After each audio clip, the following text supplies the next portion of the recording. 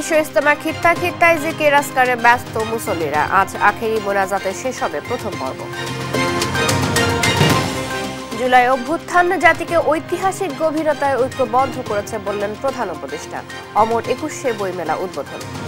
মাত্র 6 মাস আগে জুলাই অভ্যুত্থান জাতিকে এক ঐতিহাসিক গভীরতায় ঐক্যবদ্ধ করে দিয়েছে, যার কারণে আমরা অর্থনৈতিক, রাজনৈতিক, প্রাতিষ্ঠানিক এবং মানবিক দিক থেকে বিধ্বস্ত এক দেশকে দ্রুততম গতিতে আবার উদ্দিষ্ট গন্তব্যে পৌঁছানোর জন্য তৈরি করার প্রস্তুতি নিতে সাহস খুঁজে পেয়েছে। ঘন কুয়াশার কারণে আরিচা, কাজিরহাট ও পাটুরিয়া দৌলতদিয়া নৌ রুটে ফেরি চলাচল বন্ধ। ভোগান্তিতে যাত্রী ও চালকরা। অনিয়ম দুর্নীতির অভিযোগ গাইবান্ধার লক্ষ্মীপুর বালিকা উচ্চ বিদ্যালয়ের প্রধান শিক্ষকের বিরুদ্ধে এলাকাবাসীর ক্ষোভ। স্কুলের অনেক উন্নয়নমূলক কাজ আছে, সেই কাজের মধ্যে দুর্নীতি করছে উনি। আমরা যে কোনো উত্তর চাই, এই উত্তরগুলো উনি দেয় না। আমরা চাই ওনার বিরুদ্ধে যত দুর্নীতি করছে আইনানুগ ব্যবস্থা গ্রহণ করা দরকার। ময়মনসিংহ সিটি কর্পোরেশনে উন্নয়ন কাজে স্থবিরতা, শত কোটি টাকার কাজ বাতিল, পুনর্বহালের দাবি কাউন্সিলরদের। পাকিস্তানের বেলুচিস্তানে সন্ত্রাসী হামলায় 18 সেনার মৃত্যু, অভিযানে মারা গেছে 23 সন্ত্রাসী, শাহবাজ শরীফের নিন্দা। এবং বিপিএল এ পারিশ্রমিক ইস্যু সমাধান না হলে আইনি পদক্ষেপ বললেন ক্রীড়া উপদেষ্টা। ফিক্সিং ইস্যুতে বিসিবির আলাদা কমিশন।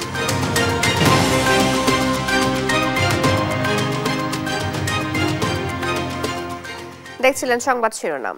সংবাদ সকালে সাথে আছি জ্যোতি সরওয়ার। আমের শহরে মুগ্ধতা ছড়াচ্ছে টিউলিপ, যার নাম শুনলে চোখের সামনে ভেসে ওঠে কাশ্মীর বা নেদারল্যান্ডস।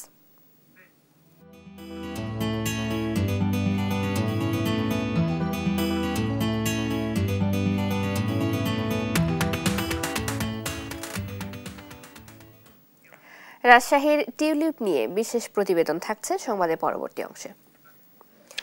আখেরি মোনাজাতের মধ্য দিয়ে আজ শেষ হচ্ছে বিশ্ব ইজতেমার প্রথম পর্ব। এতে অংশ নিতে টঙ্গীর তুরাগ তীরে ঢল নেমেছে ধর্মপ্রাণ মুসলমানদের। ফজর নামাজের পর থেকেই শীত উপেক্ষা করে ময়দানমুখী হয়েছেন মুসল্লিরা। সময়ের সাথে সাথে মহাসড়কে মুসল্লিদের স্রোত বাড়তে থাকে। আখেরি মোনাজাত উপলক্ষে ভোরের আলো ফুটতে না ফুটতেই ঢাকা ময়মনসিংহ মহাসড়কে মুসল্লিদের ঢল নেমেছে। মানুষের অতিরিক্ত চাপে তৈরি হয়েছে পরিবহন সংকট, তাই হেঁটেই ইজতেমা মাঠের উদ্দেশ্যে রওনা হয়েছেন অনেকে। সকাল 9টায় প্রথম পর্বের আখেরি মোনাজাত হবে। পরিচালনা করবেন তাবলিগের শীর্ষ মুরব্বী মাওলানা জুবায়ের।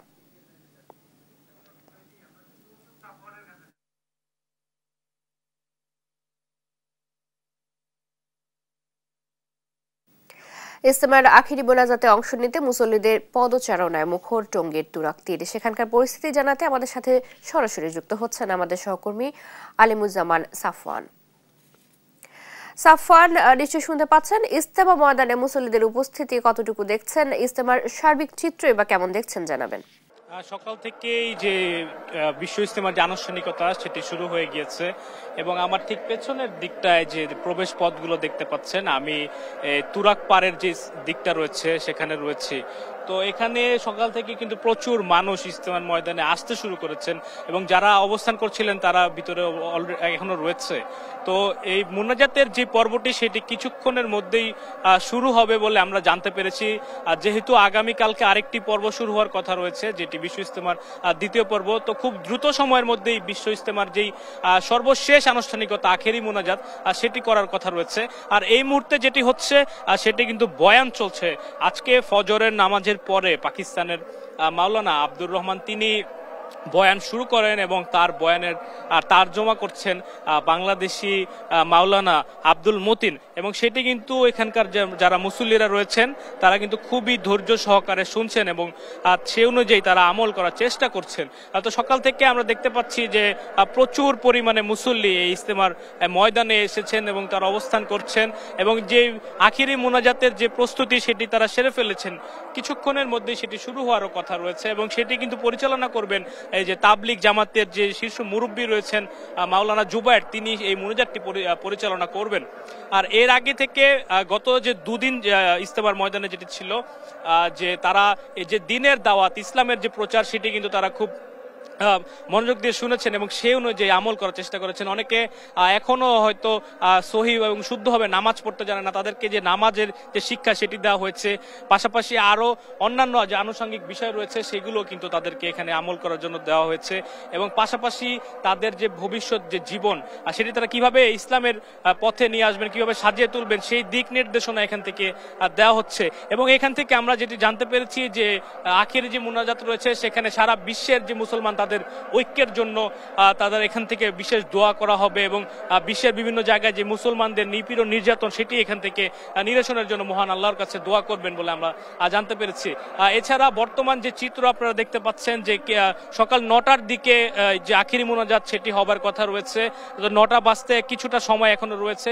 তবে আমরা জানতে পেরেছি যে 9টার কিছুক্ষণ আগেই হয়তো এই বিশ্ব ইজতেমার যে আখিরি মুনাজাত সেটি অনুষ্ঠিত হতে পারে, তবে এখন পর্যন্ত সেটি নিশ্চিত করে বলা যাচ্ছে না। তো এই মুহূর্তে কিন্তু আপনারা রাস্তায় যে মুসল্লিদের ঢল সেটি দেখতে পাচ্ছেন এবং শুধুমাত্র ইজতেমার ময়দানই নয়, ইজতেমার ময়দানের আশেপাশে যে সড়কগুলো রয়েছে ঢাকা আশুলিয়া মহাসড়ক এবং ঢাকা ময়মনসিংহ মহাসড়ক সেটিও কিন্তু আসলে কানায় কানায় পূর্ণ হয়ে গেছে মুসল্লি দ্বারা। এবং সকাল 6টা থেকে আমরা জানতে পেরেছি যে আইন শৃঙ্খলা রক্ষাকারী বাহিনী ইজতেমার মাঠের আশেপাশে যে সড়কগুলো রয়েছে সেগুলোর যান চলাচল নিয়ন্ত্রণ করার জন্য রাস্তাগুলো বন্ধ রেখেছেন সাময়িকভাবে এবং মুসল্লিরা যারা আসছেন ইজতেমার ময়দানে তারা পায়ে হেঁটে কিন্তু প্রবেশ করছেন।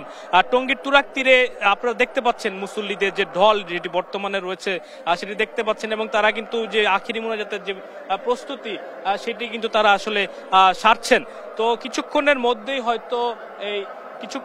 হয়তো আখিরি মুনাজাতের মাধ্যমে যে বিশ্ব ইজতেমার আনুষ্ঠানিকতা সেটি কিন্তু শুরু হবে এবং সারা বিশ্বের যে মুসলিম উম্মাহ তাদের জন্য, তাদের ঐক্যের জন্য, তাদের শান্তির জন্য, সারা বিশ্বের শান্তির জন্য এখান থেকে দোয়া করা হবে। তো আমরা কিন্তু সর্বশেষ এই এতটুকুই জানতে পেরেছি এবং পরবর্তীতে আমরা আপনাদের সাথে আবারও যুক্ত হব। নিশ্চয়ই সাফওয়ান, ধন্যবাদ আপনাকে। আমাদের সাথে আখিরি মুনাজাতের খবর জানাতে যুক্ত ছিলেন সহকর্মী আলিমুজ্জামান সাফওয়ান। জুলাই অভ্যুত্থান জাতিকে ঐতিহাসিক গভীরতায় ঐক্যবদ্ধ করেছে বলে মন্তব্য করেছেন অন্তর্বর্তী সরকারের প্রধান উপদেষ্টা ডক্টর মোহাম্মদ ইউনূস। শনিবার বিকেলে অমর 21শে বইমেলা উদ্বোধন অনুষ্ঠানে একথা বলেন তিনি। এ সময় বিশ্বজুড়ে যেসব বাংলাদেশি নিজ নিজ ক্ষেত্রে কৃতিত্ব দেখিয়েছে তাদের স্বীকৃতি দেওয়ার আহ্বানও জানান প্রধান উপদেষ্টা। সাইফুল রিপনের প্রতিবেদন। পর্দা উঠল অমর 21শে বই মেলার।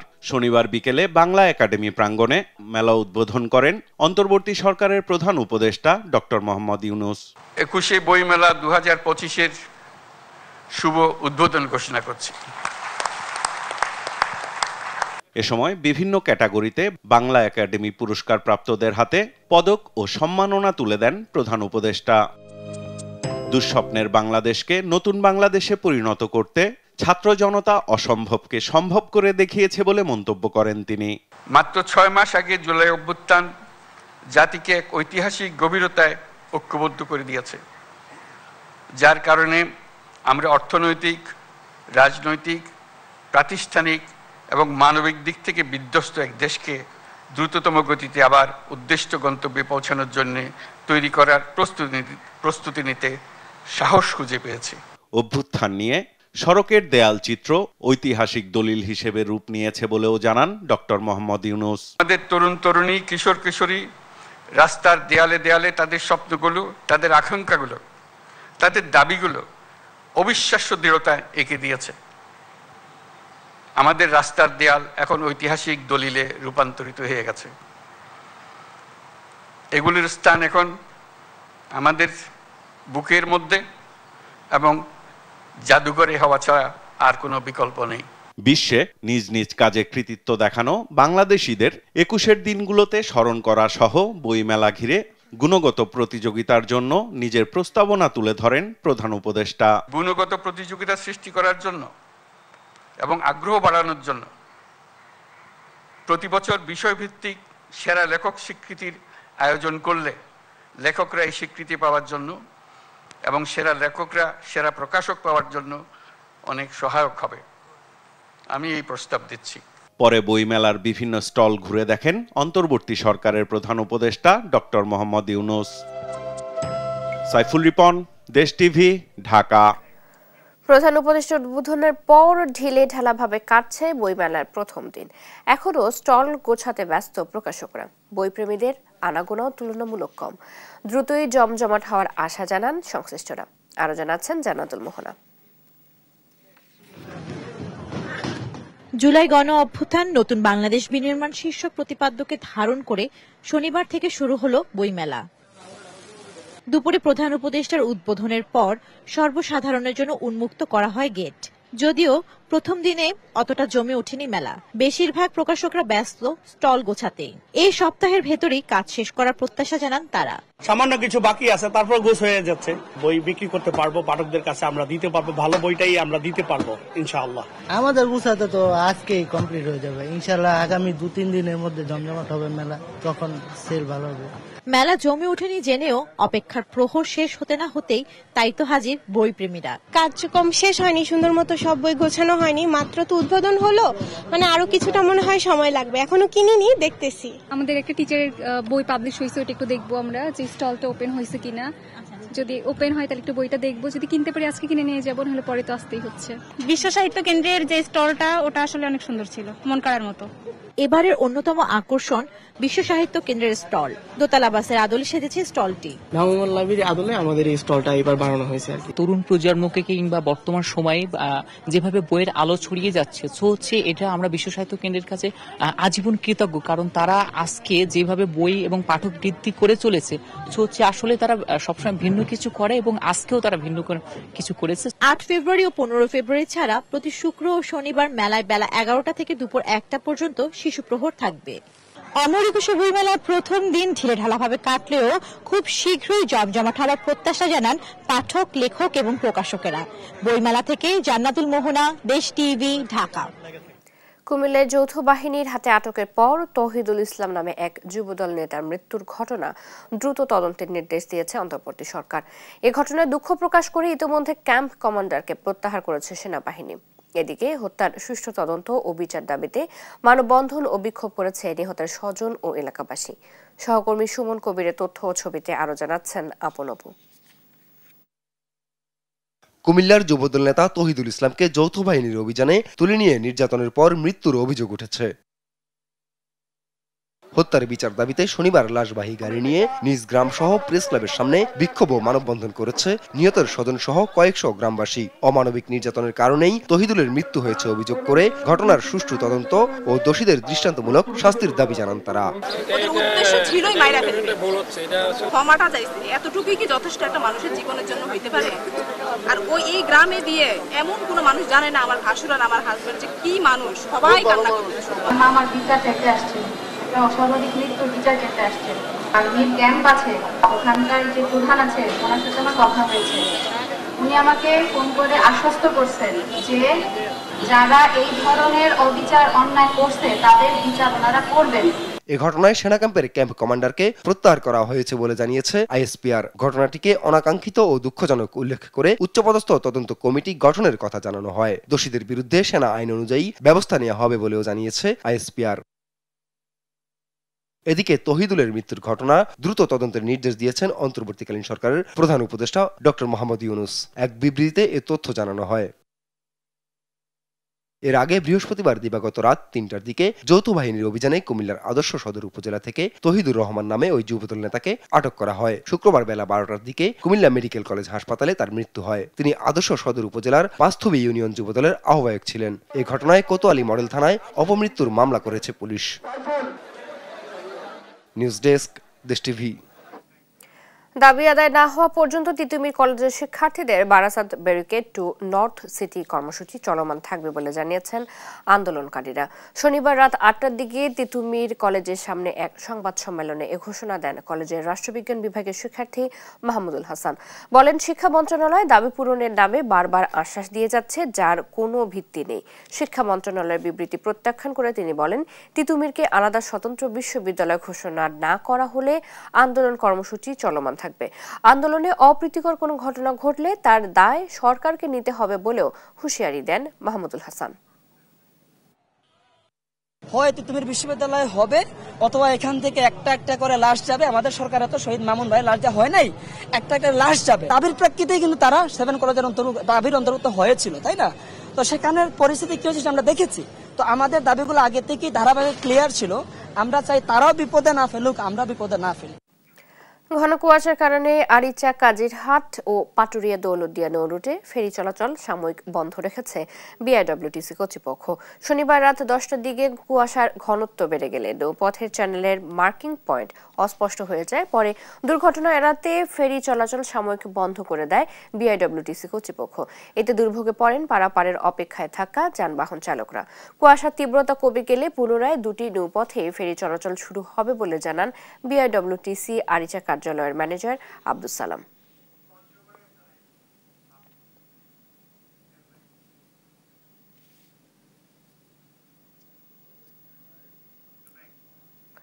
পঞ্চগড়ে জেঁকে বসেছে শীত। পরিস্থিতি জানাতে আমাদের সাথে সরাসরি যুক্ত হচ্ছেন সহকর্মী রাশিদুজ্জামান বাবু।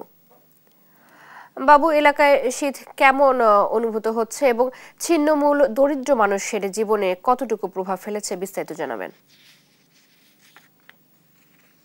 চৈতি, শুভ সকাল আপনাকে। আপনি জানেন যে আসলে উত্তরের এই জেলা কিন্তু আসলে একটি শীতপ্রবণ জেলা। ভৌগোলিক কারণে কিন্তু প্রতি বছরই কিন্তু শীতের তীব্রতা কিন্তু এখানে থাকে সবচেয়ে বেশি।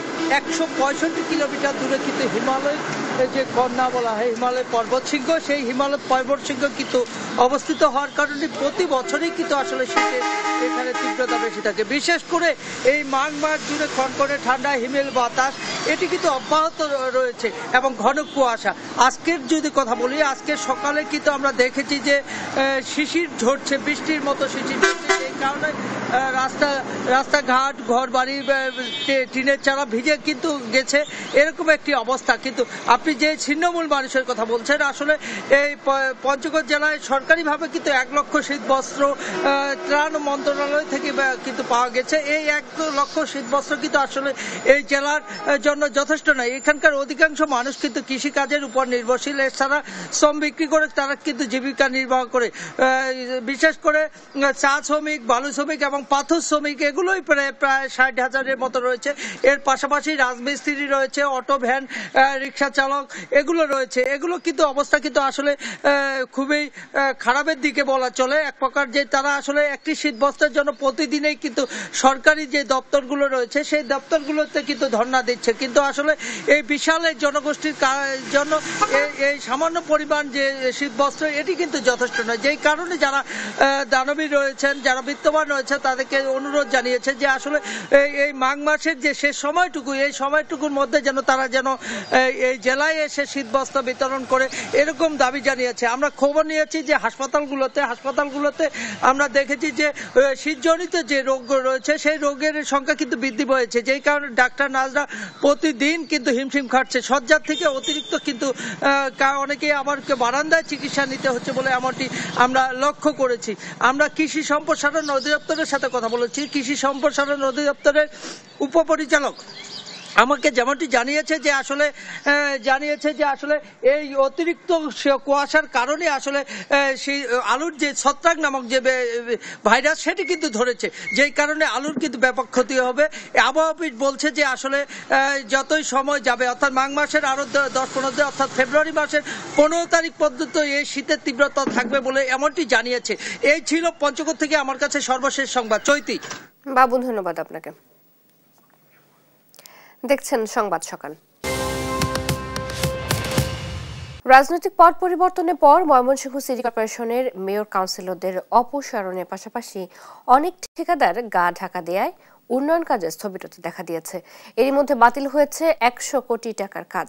সাধারণ মানুষের দুর্ভোগ কমাতে সরকারের পাশে থেকে সহযোগিতার জন্য নিজেদের পুনর্বহালের দাবি জানিয়েছেন ফ্যাসিস্ট বিরোধী কাউন্সিলররা। সহকর্মী ইলিয়াস আহমেদের পাঠানো তথ্য ও ছবিতে অঙ্কন চৌধুরীর রিপোর্ট। 2018 সালে 33টি ওয়ার্ড নিয়ে গঠিত হয় ময়মনসিংহ সিটি কর্পোরেশন। তবে এত বছরেও তেমন উন্নতি হয়নি সিটি কর্পোরেশনের এলাকায়। চাহিদার ভিত্তিতে সরকার 2020 সালে 7 ডিসেম্বর একটি বিশেষ প্রকল্পের অনুমোদন দেয়। বরাদ্দ ছিল 1575 কোটি টাকা। গত ডিসেম্বর মাসে প্রকল্পের মেয়াদ শেষ হলেও কাজ হয়েছে মাত্র ৪৫%। বিশেষত জুলাই বিপ্লবের পর সড়ক ও ড্রেনের নির্মাণ কাজ ফেলে রেখে ঠিকাদাররা গা ঢাকা দেয়। এতে প্রায় ৮টি প্যাকেজ বাতিল করা হয় এবং আনুমানিক ১,০০০ কোটি টাকার কাজ বন্ধ হয়ে যায়। এই ৫ তারিখের পর ঠিকাদার তো পালাইছে, লোকই নাই। এখন আমরা যে কারো কাছে এই অভিযোগ জানাবো বা আমাদের সমস্যা বলবো, এই লোকই পাচ্ছি না। তারপরের পরে ওই রাস্তার কাজ বন্ধ হয়ে গেছে, প্লাস ওইখানে ঠিকাদার যে ছিল উনিও আসে নাই। এইবারের বর্ষার আগে যদি আবার রাস্তাটা মাটি না ফেলায় তাহলে আবার আমরা দুর্ভোগ। রাস্তা ও ড্রেনের কারণে দুর্ভোগ বেড়েছে। মেয়র কাউন্সিলরদের অপসারণের পর প্রশাসনিক কর্মকর্তাদের কাউন্সিলরের দায়িত্ব দেয় জন্ম নিবন্ধন, নাগরিক ও ওয়ারিশ সনদ পেতে ভোগান্তি পোহাতে হচ্ছে জনগণের। আমাদের যাচাই বাছাই করার লাগে ৩-৪ দিন সময় নেওয়া লাগে। সময় নিয়ে যে দেখি আসলে ঠিক আছে কিনা, আবার এখানে স্যার তো তেমন আসে না, ওইখানে যাই সিগনেচার করাতে হয়। সব মিলায় একটু আর কি ভোগান্তিতে আছে। অন্তর্বর্তীকালীন সরকারের হাতকে শক্তিশালী করার পাশাপাশি জনগণের দুর্ভোগ লাঘব করতে ফ্যাসিস্ট বিরোধী সাবেক কাউন্সিলররা নিজেদের পুনর্বহলের দাবি জানিয়েছে। সরকারের কাছে আহ্বান জানাবো অতিলম্বে আমাদের এই কাউন্সিলের যেগুলো আছে এগুলো অতিলম্বে ফেরত দেয়, যাতে জনগণের কাছে আমরা যেতে পারি। এই সরকারের কাছে একটাই অনুরোধ থাকবে, এই সরকার যেন আমাদেরকে পুনর্বহাল করে আমাদেরকে সরকারের সঙ্গে কাজ করার সুযোগ সৃষ্টি করে দেয়। ৫ই আগস্টের পর চলমান কাজের গতি কমে যাওয়ার পাশাপাশি ঠিকাদার প্রতিষ্ঠান বন্ধ রাখায় ৮টি প্যাকেজের কাজ বাতিল হয়ে যায়। কর্তৃপক্ষ বলছে ধীরগতির কারণে সৃষ্ট দুর্ভোগ দ্রুতই লাঘব হবে। যে জনদুর্ভোগ কিছুটা সৃষ্টি হয়েছে গত ৩-৪ মাস যাবৎ, কাজ একটু ধীরগতির কারণে আশা করছি যে অচিরেই সেগুলো শেষ হয়ে যাবে এবং আমরা কাজগুলো শেষ করব, নাগরিকদেরকে স্বস্তি দিতে পারব। সংকট নিরসনে প্রশাসনের দ্রুত উদ্যোগ দেখতে চান ময়মনসিংহ সিটি কর্পোরেশনের বাসিন্দারা। অঙ্কন চৌধুরী, দেশ টিভি। নিয়োগ, বাণিজ্য, অর্থ আত্মসাৎ, বই বিক্রি ও সার্টিফিকেট বাণিজ্য সহ নানা অনিয়ম দুর্নীতির অভিযোগ উঠেছে গাইবান্ধার সদর উপজেলার লক্ষ্মীপুর বালিকা উচ্চ বিদ্যালয়ের প্রধান শিক্ষক হারুনুর রশিদের বিরুদ্ধে। দীর্ঘদিন ধরে বিদ্যালয়ের জায়গায় ৬টি দোকান নির্মাণ করে ভাড়া উত্তোলন করে আত্মসাৎ করছেন বলে অভিযোগ এলাকাবাসীর। সহকর্মী এস.এম. মইনুল হুদার তথ্যচিত্রে আব্দুল্লাহ আল মারুফের রিপোর্ট। গাইবান্ধা সদর উপজেলার লক্ষ্মীপুর বালিকা উচ্চ বিদ্যালয় আওয়ামী লীগের প্রভাব খাটিয়ে ২০১০ সালে বিদ্যালয়টিতে প্রধান শিক্ষক হিসেবে যোগ দেন হারুনুর রশিদ। অভিযোগ উঠেছে হারুনুর রশিদ যোগদানের পর হতে সহকারী শিক্ষক ও কর্মচারী নিয়োগ দিয়ে বাণিজ্য করেছেন। শিক্ষার্থীদের কাছ থেকে বাধ্যতামূলক বিদ্যুৎ বিলের অজুহাতে মাসিক ১০ টাকা হারে চাঁদা আদায় করতেন তিনি। নতুন বই বিতরণের সময়ও শিক্ষার্থী প্রতি নেওয়া হতো ২ থেকে ৩০০ টাকা। এসএসসি সার্টিফিকেট উত্তোলনে ৫০০ থেকে ১,০০০ টাকা সহ প্রশংসাপত্র, মার্কশিট, প্রত্যয়নপত্র নিতেও শিক্ষার্থীদের টাকা দিতে হয়। হারুনুর রশিদের দুর্নীতি ও অনিয়মের বিরুদ্ধে বিভিন্ন দপ্তরে অভিযোগ করেও কোনো প্রতিকার মিলছে না বলে জানান অভিভাবকরা। মোহাম্মদ হারুনুর রশিদ বিগত ১৫ বছর যাবৎ এই স্কুলে দুর্নীতি, লুটপাট এবং বিভিন্ন অসৎ কার্যকলাপের সঙ্গে জড়িত। উনি হলো একাই এই টাকাগুলো দোকানদারের ঘরের কাছ থেকে ৩০,০০০, কারো ৩৮,০০০ টাকা করে হয়েছে। এখানে ৬টা দোকান ঘর আছে। তার মধ্যে স্কুলের অনেক উন্নয়নমূলক কাজ আছে, সেই কাজের মধ্যে দুর্নীতি করছে উনি। তা আমরা যে কোনো উত্তর চাই, এই উত্তরগুলো উনি দেয় না। কোনো রসিদ ছাড়াই প্রধান শিক্ষককে 2 বছরের অগ্রিম ভাড়া দেওয়া হয়েছে বলে জানান স্কুলের জায়গায় গড়ে ওঠা দোকানের ব্যবসায়ী। আমি হলো 2 বছরের জন্য যে ভাড়াটা হয় সে ভাড়া আমি একবারই দিয়ে দিছি ২৮,০০০ টাকা মাসিক টাকাটা আমি একবারে দিয়ে দিয়েছি 2 বছরের জন্য। তবে অনিয়ম দুর্নীতির জন্য স্কুলের সাবেক সভাপতি ও ম্যানেজিং কমিটিকে দায়ী করে নিজের দোষ এড়ান অভিযুক্ত প্রধান শিক্ষক। জানা নেই নেওয়া হয়েছে না হয়েছে সেটা তারা জানে, ম্যানেজিং কমিটির সভাপতি যারা ছিল তারা জানে। তদন্ত সাপেক্ষে হারুনুর রশিদকে আইনের আওতায় আনার দাবি জানান লক্ষ্মীপুর ইউনিয়ন পরিষদের চেয়ারম্যান। এটা প্রতিষ্ঠানের ম্যানেজিং কমিটি, স্থানীয় লোকজন, অভিভাবক, তাদের সমন্বয়ে প্রতিষ্ঠানটা চলা দরকার। আমাদের এই ঐতিহ্যবাহী প্রতিষ্ঠান, আমরা চাই ওনার বিরুদ্ধে যত দুর্নীতি করছে আইনানুগ ব্যবস্থা গ্রহণ করা দরকার। স্কুলের শিক্ষা কার্যক্রম স্বাভাবিক রাখতে দ্রুত অভিযুক্ত প্রধান শিক্ষকের বিরুদ্ধে ব্যবস্থা দেখতে চান শিক্ষার্থী ও অভিভাবকরা। নিউজ ডেস্ক, দেশ টিভি। টিউলিপ ফুলের নাম শুনলেই চোখের সামনে ভেসে ওঠে কাশ্মীর বা নেদারল্যান্ডসের কথা। অপার সৌন্দর্যের জন্য এই ফুল গোটা বিশ্বে সুপরিচিত। মূলত শীতপ্রধান দেশের ফুল টিউলিপ গেল 3 বছর ধরে আমের শহর রাজশাহীতে মুগ্ধতা ছড়াচ্ছে। রবিউল ইসলামের ক্যামেরায় রাজস্বিক সৌন্দর্যের ফুল টিউলিপের খবর জানাচ্ছেন কাজী শাহেদ। শীতপ্রধান দেশে ফুলটি হরহামেশাই দেখা যায়। গ্রীষ্মমণ্ডলীয় দেশে এর দেখা পাওয়া প্রায় অসম্ভব। ফুলটির নাম টিউলিপ। রাজশাহীর পবা উপজেলার ফুলপ্রেমী হাসান জুবেরির বাগান জুড়ে ফুটেছে রাজসিক সৌন্দর্যের এই ফুল।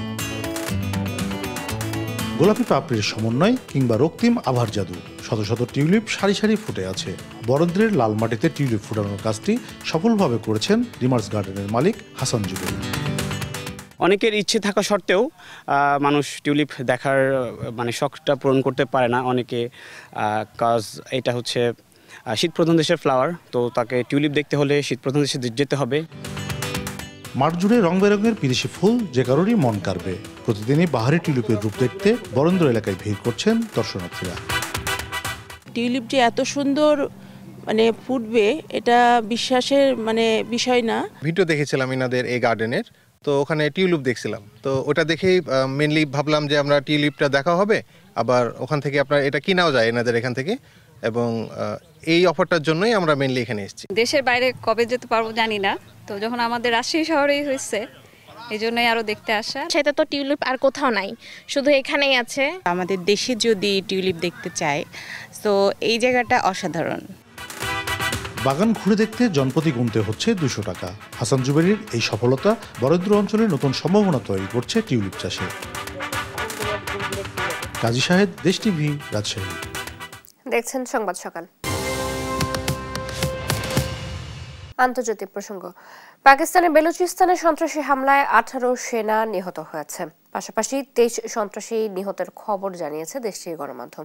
স্থানীয় সময়ে শুক্রবার রাত থেকে বেলুচিস্তান প্রদেশের কালাত জেলায় আলাদা অভিযানে হতাহতের এ ঘটনা ঘটে। এই হামলার নিন্দা জানিয়েছেন পাকিস্তানের প্রধানমন্ত্রী শাহবাজ শরীফ। আরও জানাচ্ছেন আফরিন মু। উত্তপ্ত পাকিস্তানের বেলুচিস্তান প্রদেশ। এবার সেনা ও সন্ত্রাসীদের মধ্যে 2টি বড় ধরনের সংঘর্ষের ঘটনা ঘটেছে। গণমাধ্যমের তথ্য বলছে, বেলুচিস্তান প্রদেশের কালাত জেলার মাঙ্গোচর শহরের কাছে আধা সামরিক বাহিনী বহনকারী একটি গাড়ি আকস্মিক আক্রমণের শিকার হয়। 70 থেকে 80 জন সশস্ত্র হামলাকারী গুলি চালাতে থাকে। সন্ত্রাসীরা রাস্তা অবরোধ করার চেষ্টাও করে। পরে নিরাপত্তা বাহিনী ও আইন প্রয়োগকারী সংস্থা তাৎক্ষণিকভাবে সন্ত্রাসীদের পরিকল্পনা সফলভাবে নচ্ছাৎ করে। এ হামলায় বেশ কয়েকজন সেনা নিহত হন। প্রাণহানির খবর পাওয়া গেছে সশস্ত্র হামলাকারীরও।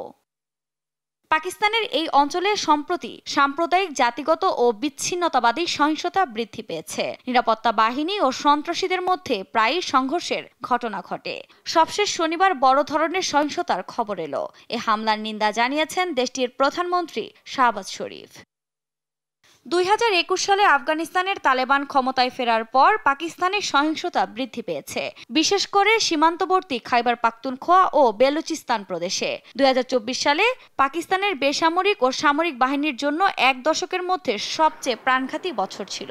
Centre for Security and Strategic স্টাডিজের বার্ষিক নিরাপত্তা প্রতিবেদনে বলা হয়, 2024 সালে পাকিস্তানের নিরাপত্তা বাহিনীর কমপক্ষে 685 জন সদস্য নিহত হয়েছেন। এছাড়া 2023 সালের তুলনায় 2024 সালে সহিংসতায় প্রাণহানির হার 66% বৃদ্ধি পেয়েছে, যা গত 9 বছরের মধ্যে সর্বোচ্চ। আফরিন মৌ, নিউজ ডেস্ক, দেশ টিভি। যুক্তরাষ্ট্রের ফিলাডেলফিয়ায় চিকিৎসার কাজে ব্যবহৃত একটি ছোট বিমান বিধ্বস্ত হয়ে 6 আরোহীর সবাই নিহত হয়েছেন। এ তথ্য নিশ্চিত করেছেন ফিলাডেলফিয়া মেয়রের কার্যালয়। শুক্রবার এই ঘটনায় ভূমিতে থাকা আরও একজন নিহত হন। উড়োজাহাজ বিধ্বস্তের পর ঘটনাস্থলের কিছু বাসায় আগুন ধরে গেলে অনেকে আহত হন। নিহতদের মধ্যে আছেন একজন মা, তার এক মেয়ে ও 4 ক্রু। সংকটাপন্ন মেয়েটি যুক্তরাষ্ট্রের চিকিৎসা শেষে মেক্সিকোর তিজুনিয়া শহরে ফিরছিল। উড্ডয়নের মাত্র 1 মিনিটের মধ্যেই উড়োজাহাজটি বিধ্বস্ত হয়।